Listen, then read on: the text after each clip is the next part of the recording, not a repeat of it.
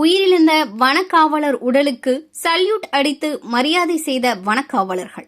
புதுக்கோட்டை மாவட்டம் அறந்தாங்கி அருகே திருநாவலூர் பகுதியில் வசித்து வரும் மணிவேலு என்பவரின் மகள் நித்திலா கோயம்புத்தூர் வனசரகர் அலுவலகத்தில் வனக்காவலராக பணிபுரிந்து வந்த நிலையில் நேற்று முன்தினம் சாலை விபத்தில் காயமடைந்து உயிரிழந்தார்.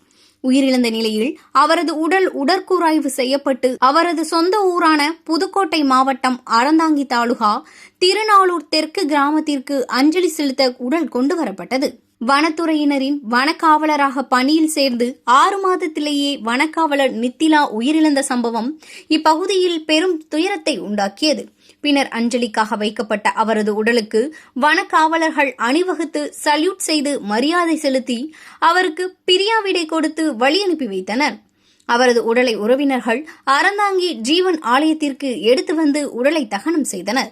வனக்காவலர் நித்திலா இறந்த செய்தியை அறிந்த அவரது உறவினர்கள் அவரது உடலை பார்த்து கதறி அழுதது காண்போரை கண்கலங்க செய்தது.